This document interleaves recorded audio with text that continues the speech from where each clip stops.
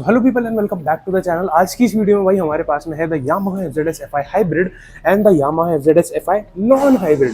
तो आज इन दोनों के बीच में हम कंपैरिजन करने वाले हैं कि आपको कौन सी लेनी चाहिए, कौन सी आपके यूज के हिसाब से बिल्कुल सूटेबल बैठेगी। वीडियो स्टार्ट करने से पहले very very special thanks to Aakad Yamaha Sikar road, जिन्होंने आज मुझे दोनों बाइक प्रोवाइड करी है वीडियो बनाने के लिए। तो अगर आप जयपुर में रहते हैं और अगर आप यामाहा का कोई भी प्रोडक्ट लेने का सोच रहे हैं तो एक बार आकड़ यामाहा विजिट जरूर करना। इनका टोटल जयपुर में 2 या 3 शोरूम है, उन सबके ही मैं आपको पिन लोकेशन और एड्रेस नीचे डिस्क्रिप्शन में दे दूंगा। तो आप शोरूम पे आइए, अपनी फेवरेट बाइक देखिए, बुक कीजिए और बेस्ट प्राइसेस पे लेके जाइए। तो चलो भाई लेट्स स्टार्ट। तो अगर हम ओवरऑल लुक्स की बात करें तो लुक्स के मामले में आपको फ्रंट से देखने में दोनों बाइक बिल्कुल सेम टू सेम लगेगी। दोनों की हेडलाइट की अगर हम बात करें, दोनों में ही आपको रिफ्लेक्टर बेस्ड एलईडी हेडलाइट मिलती है, ऊपर लो बी में, नीचे हाई बी में, साइड में आपको इसके अंदर डीआरएल मिलती है, जिसका की जो ग्लो है वो काफी सटल है, ज्यादा ब्राइट भी नहीं है, तो काफी अच्छा लगता है। सेम चीज आपको इसके अंदर देखने को मिलती है। फ्रंट में अगर हम यहाँ पे वाइजर की बात करें तो इसके अंदर आपको ग्लॉसी ब्लैक वाइजर मिलता है यहाँ पे भी, और ये वाइजर भी वहाँ यहाँ पे भी, मतलब ये वाइजर तो नहीं है बट काइंड ऑफ वही है। बस थोड़ा सा फर्क जो इसके अंदर मैं कहूँगा, थोड़ा सा इसका जो डिजाइन है वो अलग है। आप ये हिस्सा देखोगे, ये वाला हिस्सा इसके अंदर एक्स्ट्रा है, यहाँ पे आपको वो चीज़ नहीं देखने को मिलती है, ठीक है। और वर्जन 4 की अगर मैं बात करूँ तो वर्जन 4 में जो आपका ये वाला पार्ट है वो आपको बिल्कुल इसी फिनिश में मिलता है। और वर्जन 4 में जैसे आप देख सकते हैं, आपको ये वाला जो हिस्सा है ये आपको बिल्कुल ऐसा ही मिलता है, और इन बाइक्स में आपको ये वाला पार्ट ग्लॉसी मिलता है। तो ये छोटा सा डिफरेंस है इनके अंदर।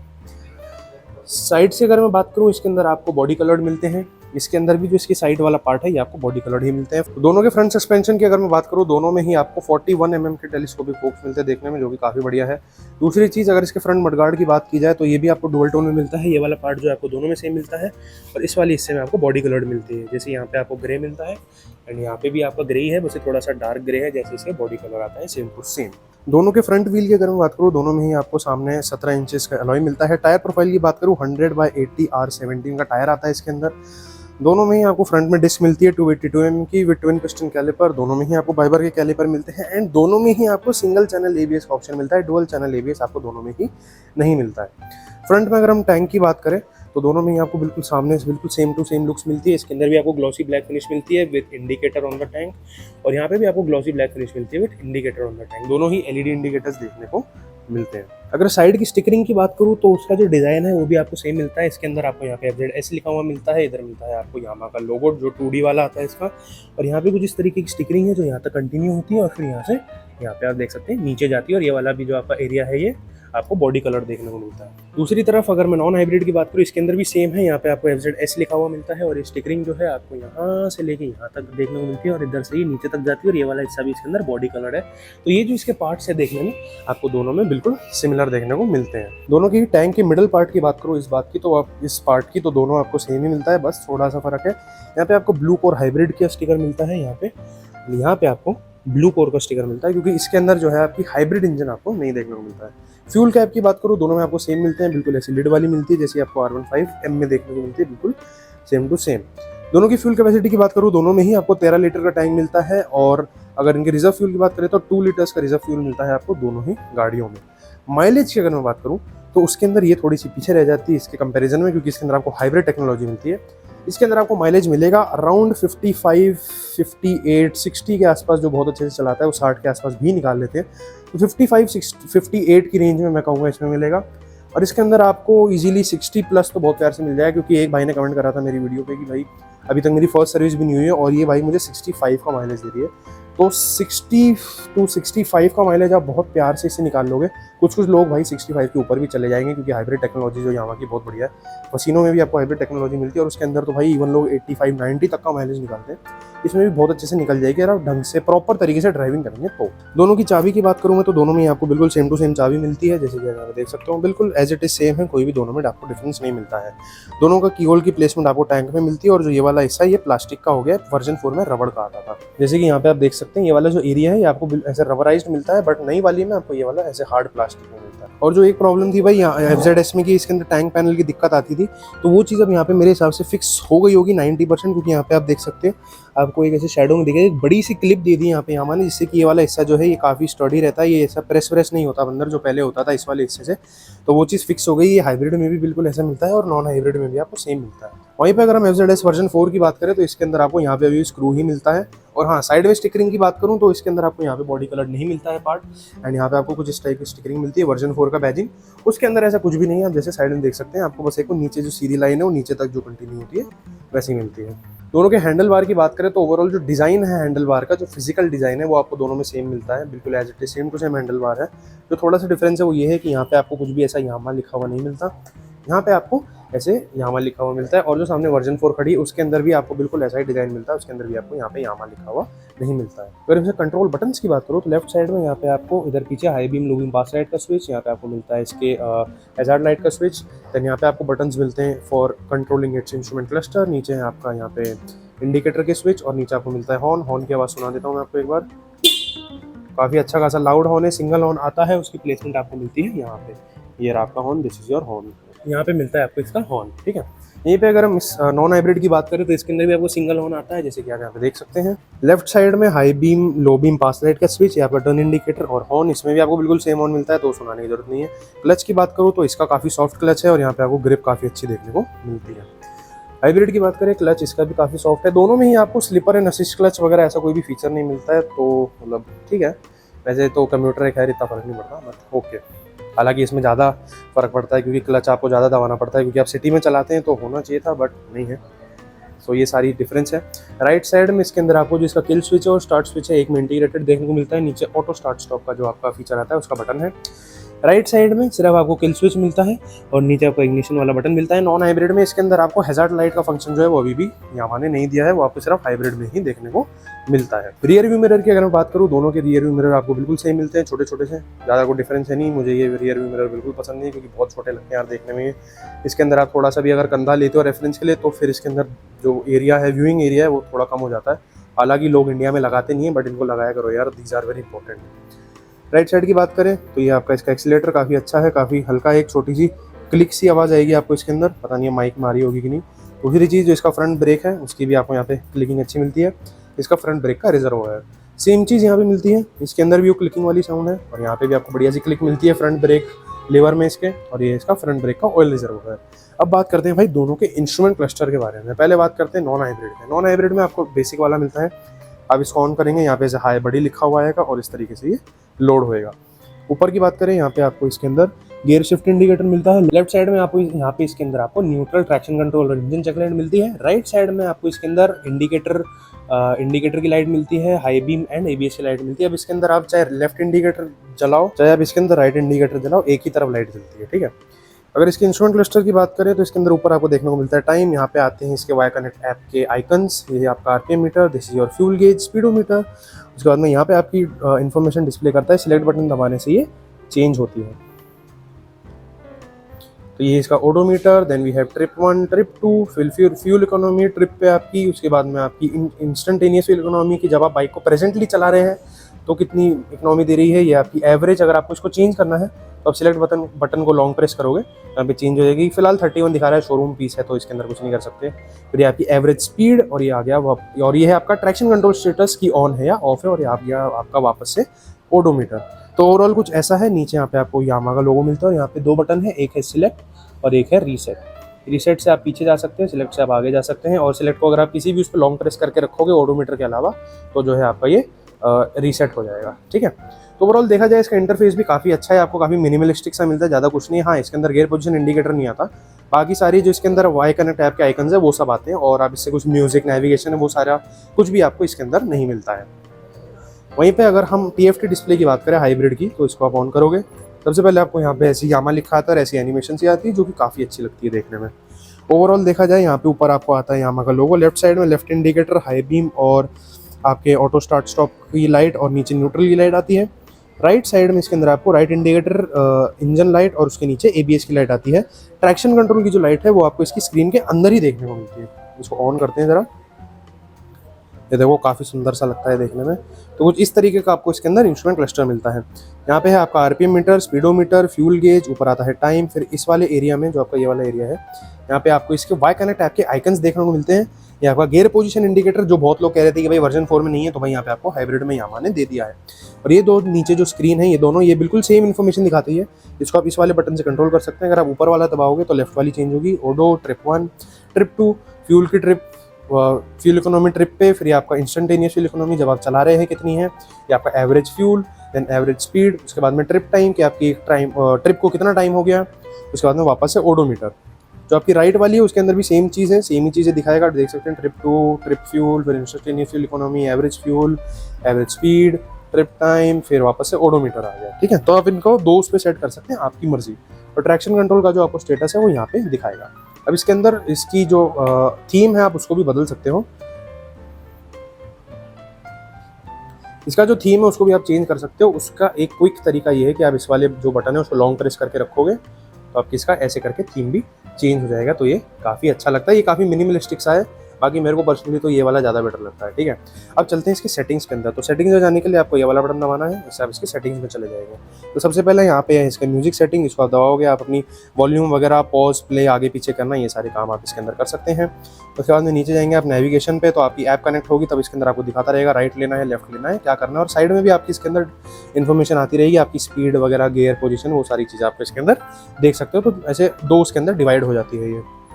ठीक है, उसके बाद में नोटिफिकेशन में जाओगे आप, उसके बाद जैसे ही आप नोटिफिकेशन में जाओगे तो उसके अंदर आपको वो सारी चीज़ें दिखाने लगेगा, क्या क्या मैसेजेस आए हैं आपके। उसके बाद में आप नीचे वेदर पे जाएंगे तो आपको वेदर दिखाएगा जब भी आपका इसके अंदर कनेक्ट होगा आपका ऐप। उसके बाद में नीचे सेटिंग्स है, सेटिंग्स के अंदर आपको अलग अलग चीज़ें मिलती है, ट्रैक्शन कंट्रोल ऑन करना है, ऑफ। अगर आप इसका ये टिक वाला बटन दबाओगे तो आपका जो ट्रैक्शन कंट्रोल है वो यहाँ पे ऑफ हो जाएगा और ऊपर इंडिकेशन आ जाएगी। ठीक है, और अब इसको जैसे करोगे तो इंडिकेशन चली जाएगी। नीचे शिफ्ट इंडिकेटर है, इसके अंदर भी अलग अलग है कि भाई आपको फ्लैश चाहिए या कैसा चाहिए। इसके अंदर हम जाके देखें आपको ऑफ करना है, ऑन करना है या फ्लैश करना है, दैट इज़ योर विश। उसके बाद में नीचे आप यहाँ पे रेव सेटिंग कर सकते हैं कि आपको कितने 1000 RPM पे इसकी वो क्या बोलते हैं इसको कि आपका जो चेंज इंडिकेटर है वो फ्लैश हुए कितने 1000 RPM, तो वो आप RPM यहाँ से सेट कर सकते हैं। आप ऊपर करेंगे तो RPM ऊपर हो जाएगा, नीचे करेंगे तो नीचे हो जाएगा। ठीक है, उसके बाद में यहाँ पे आता है आपका थीम सिलेक्ट। दो थीम मिलते हैं जैसे मैंने आपको दिखाया था, एक जो भी ये वाला है, उसके बाद में दूसरा आपको ये बेसिक वाला थीम देखने को मिलता है यहाँ पे। उसके बाद वापस सेटिंग में जाते हैं एंड देन थीम सिलेक्ट पे जाते हैं और अभी फिलहाल तो फर्स्ट थीम सिलेक्ट कर लेते हैं और वापस से आपको यहाँ पे ले आएगा, तो उसके लिए आपको वापस से सेटिंग्स में जाना पड़ेगा इसके अंदर।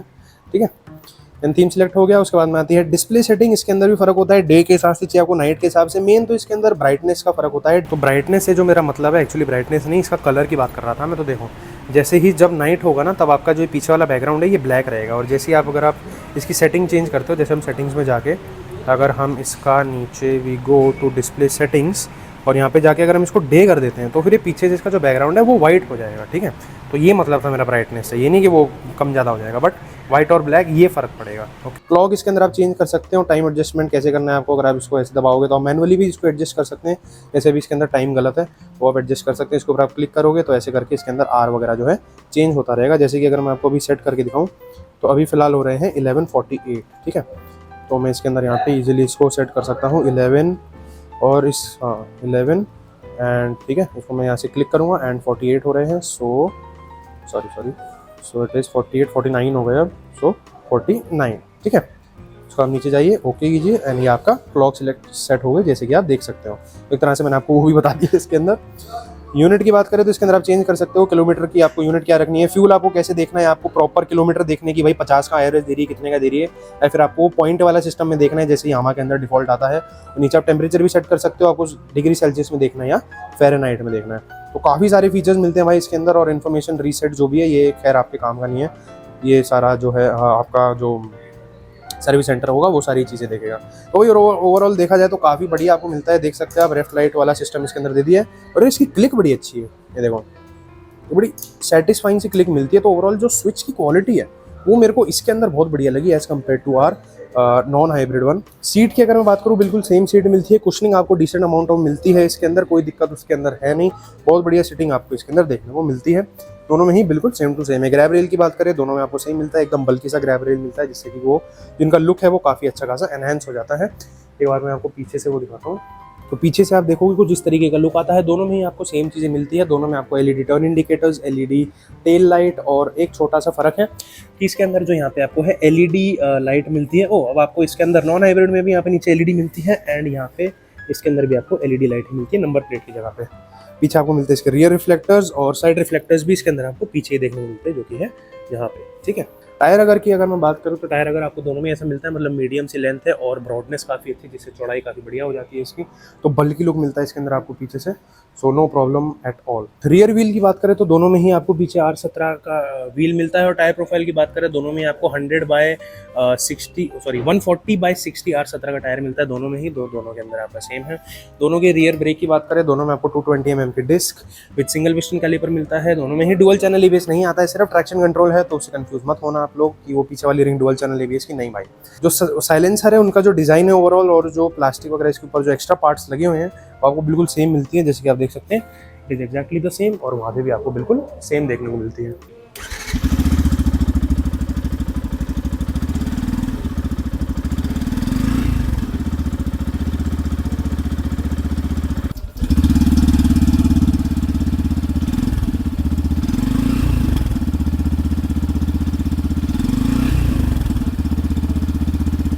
दोनों की लेफ्ट साइड की बात करें तो दोनों में आपको सेम साइज का साड़ी गार्ड देखने को मिलता है, इसमें भी और उसके अंदर भी। दोनों में ही आपको ओपन चेन सिस्टम आता है, जिसकी कवरिंग ओवरऑल वैसे तो काफ़ी ठीक है, तो काफ़ी आपको सही मिलती है इसके अंदर कवरिंग, नीचे भी कवरिंग इसके अंदर काफ़ी अच्छी, ऊपर भी बहुत बढ़िया है, और यहाँ पे भी आपको सेम चीज़ मिलती है, ऊपर भी कवरिंग अच्छी है और नीचे भी आपको काफ़ी बढ़िया कवरिंग देखने को मिलती है। यह है आपका पिलियन का फुट पैक, और ये आपको पिलियन का foot peg, this is rider foot peg, same चीज़ वहाँ पे। दोनों में ही आपको 5 स्पीड गियरबॉक्स आता है, एक नीचे बाकी 4 ऊपर। अब अगर हम दोनों के इंजन की बात करें तो भाई इन दोनों में ही आपको 149 सीसी का एयर कूल्ड इंजन मिलता है, जो कि 12.3 bhp की पावर और 13.2 Nm का टॉर्क जनरेट करता है। अब जो डिफरेंस है वो ये है कि इसके अंदर आपको हाइब्रिड टेक्नोलॉजी नहीं मिलती है, बट जो ये बाइक है अपनी हाइब्रिड वाली, इसके अंदर आपको हाइब्रिड टेक्नोलॉजी मिलती है। उसका जो निशान एक तरह से आप ऐसे करके देख सकते हैं दूर से, अगर आपको पहचाननी है तो, बाकी नहीं तो कलर तो आपको पता चल ही जाएगा, ठीक है। तो दोनों में फ़र्क क्या है, इसके अंदर जो आपको माइलेज है वो बेटर मिलती है, क्योंकि इसके अंदर आपको हाइब्रिड टेक्नोलॉजी मिलती है। बेसिकली इलेक्ट्रिक मोटर फिट की गई है आपके इसके इंजन के अंदर, जिससे कि जब आप एकदम से क्विक ओवरटेक है, एकदम क्विकली पुल करोगे अपनी बाइक को, तो वो आपको थोड़ी सी एक्स्ट्रा टॉर्क, एक्स्ट्रा पावर आपको प्रोवाइड करेगा। और दूसरी चीज़, जब आपका इंजन चलेगा तो वो मोटर भी चलेगी, जिससे जो आपकी माइलेज है वो बढ़ जाएगी। तो माइलेज कंपैरिजन, जैसे मैंने आपको पहले बताया था, ये आपको इजीली 60-65 का माइलेज बहुत प्यार से निकाल के दे देगी, और ये आपको 55-58 तक का माइलेज बहुत प्यार से निकाल के दे देगी। तो ये आपको दोनों में डिफरेंस देखने को मिलता है। मेजर जो डिफरेंस है वो यही है, और जो सेकंड मेजर डिफरेंस है वो है इनका इंस्ट्रूमेंट क्लस्टर का। लास्ट चीज़ की अगर हम बात करें तो दोनों के ही जो नीचे आपको इंजन गार्ड देखने को मिलते हैं वो आपको ऑलमोस्ट सेम मिलते हैं, बस डिज़ाइन में कोई आपको ऐसा फ़र्क तो देखने को नहीं मिलता, ठीक है। यहाँ पे आपको बीच में ऐसी मैट टाइप फिनिश मिलती है, और यहाँ आपको बॉडी कलर मिलता है सेम, यहाँ पे आपको मैट टाइप फिनिश मिलती है, बट यहाँ पे बॉडी कलर नहीं है, यहाँ पे आपको ऐसी पियानो ब्लैक फिनिश मिलती है, जैसे आपको यहाँ पे बीच में देखने को मिलती है। और ये जो चीज़ है ये आपको इसमें भी देखने को मिलती है, विच इज़ वेरी गुड। और भाई आपके लिए बहुत बढ़िया चीज़ है कि आपने यूट्यूब पे ये वाली कलर तो बहुत देखा होगा, बट आज हमारे पास में FZS FI हाइब्रिड का रेसिंग ब्लू कलर भी है यहाँ पे। तो रेसिंग ब्लू कलर का ओवरऑल लुक जो आता है वो आप देख सकते हो भाई, बहुत प्यारा लगता है देखने में। रिव्यू मैंने इसी बाइक का बनाया था, तो आप वहाँ पे भी इसको चेकआउट कर सकते हैं। देखो भाई, इसके अंदर जो FZS लिखा हुआ है ये थोड़ा ज़्यादा बेटर है, क्योंकि इसे कलर के साथ में ज़्यादा दिख रहा है। उसके अंदर क्या है, ब्लैक कलर में लिखा हुआ है ना, तो उसके अंदर इतना दिख नहीं रहा, जैसे कि आप देख सकते हो। ये देखो, इसके अंदर इतना ये विजिबल नहीं होता, बट उसका जो FZS लिखा हुआ है वो दूर से काफ़ी ज़्यादा अच्छा देखने को मिलता है। तो अगर आपको इसकी वीडियो देखनी है तो आप यहाँ पे क्लिक करके देख सकते हैं। रिव्यू जो है मैंने इसी बाइक पे बनाया हुआ है, तो आप बहुत आराम से इसको देख सकते हैं। इस कलर को भाई मेरे को पर्सनली काफ़ी सुंदर लगता है कलर, और वैसे भी जैसे मैंने आपको बताया था रेसिंग ब्लू भाई इज़ माय फेवरेट कलर। खैर चलते हैं अपनी बाइक्स के ऊपर। दोनों के रियर सस्पेंशन की बात करूँ तो दोनों में ही आपको 7 स्टेप एडजस्टेबल मोनोक्रॉस सस्पेंशन मिलता है। मोनोक्रॉस यामा बोलता है, असल में मोनोशॉक ही है। दोनों की सेटिंग की बात करूँ तो दोनों ही आपको स्टिफर साइड में मिलते हैं, तो अगर आप इसको इसके सबसे लूज सेटिंग में सेट करा दोगे तो आपको थोड़ा अच्छा कंफर्ट देंगे, वरना थोड़ा सा जो है इनमें आपको जर्किंग मूवमेंट आता है, थोड़ा सा जर्क लगता है जब आप थोड़े हेवी गड्ढे में जाते हैं। तो वो एक छोटी सी इसके अंदर चीज़ है, क्योंकि मैं कहूँगा मतलब ओवरऑल इसकी जो हैंडलिंग है उसको बढ़ा देती है, बट जो थोड़ा सा कंफर्ट वाला फैक्टर होता है ना कि भाई गड्ढे में जा प्यार से निकल जाए गाड़ी, तो वो चीज़ इसके अंदर आपको थोड़ी सी कम मिलती है। तो अगर फाइनल वर्डिक्ट की बात करें यार कि आपको FZS FI हाइब्रिड लेनी चाहिए या नॉन हाइब्रिड लेनी चाहिए, तो देखो भाई अगर आप थोड़ा सा एक्स्ट्रा स्पेंड कर सकते हो 10-12 हज़ार, और अगर आपको थोड़ा ज़्यादा माइलेज ओरिएंटेड इंजन चाहिए, और अगर आपको ज़्यादा ऐसे थोड़े टेकी फीचर्स ज़्यादा चाहिए, तो मैं आपको ये कहूँगा कि आप FZS FI हाइब्रिड के साथ में जाइए। और दूसरी तरफ अगर आपको यामा की बस जो इसकी फील है, अगर आपको इसकी यामा की रिलायबिलिटी वगैरह चाहिए एक कम प्राइस में, जिसके अंदर आपको डिसेंट अमाउंट ऑफ फीचर्स मिल जाए, माइलेज भी आपको काफ़ी अच्छा मिल जाए, और आपको ज़्यादा कोई ऐसे टेकी फीचर्स से इतना फ़र्क नहीं पड़ता है, तो मैं आपको ये कहूँगा कि आप अपने 10-12 रुपये बचा के हाइब्रिड की बजाय आप नॉन हाइब्रिड लीजिए, क्योंकि आपके लिए ये सबसे बेस्ट रहेगी इस मामले में। तो if you can push your budget by 10 to 12,000 तो आप आराम से हाइब्रिड ले लीजिए, अगर नहीं तो आप ये ले लीजिए। इस बाइक में भी कोई कमी नहीं है, बिल्कुल सेम टू सेम है दोनों बाइक्स, बस थोड़ी सी फीचर्स इसके अंदर ज़्यादा है। इसके अंदर आपको बस मेन TFT डिस्प्ले ज़्यादा मिलता है और इसके अंदर आपको ऑटो स्टार्ट स्टॉप का फंक्शन आ गया है। इसके अंदर इसके अंदर वो सारी चीज़ें नहीं है। और हाँ, इसके अंदर आपको हैजार्ड लाइट भी है, हाइब्रिड इंजन भी है, थोड़ा सा डिफरेंस है। बट जो प्राइस डिफरेंस अगर आपको थोड़ा सा दिक्कत दे रहा है कि भाई 10-12 हज़ार मेरे लिए थोड़े से मुश्किल पड़ रहे हैं, तो अब ये ले लीजिए, बहुत अच्छी बाइक है नो डाउट, क्योंकि मेरे खुद के पर्सनली के पास में यही है। स्टिकरिंग का फर्क है, बाकी बाइक तो सेम ही है, कलर भी सेम ही है। सो आज की वीडियो के लिए इतना ही। अगर आपको वीडियो पसंद आई हो तो इसे लाइक जरूर करना, शेयर जरूर करना, साथ ही कमेंट करके मुझे बताना कि आपका कोई भी अगर सवाल हो हाइब्रिड के बारे में या नॉन हाइब्रिड के बारे में, बिल्कुल खुल के सवाल पूछिए, क्योंकि मैं हर कमेंट का आंसर जरूर से देता हूँ। तो आज की वीडियो के लिए इतना ही। Thank you for watching, subscribe to the channel and जय महाकाल एवरीबॉडी।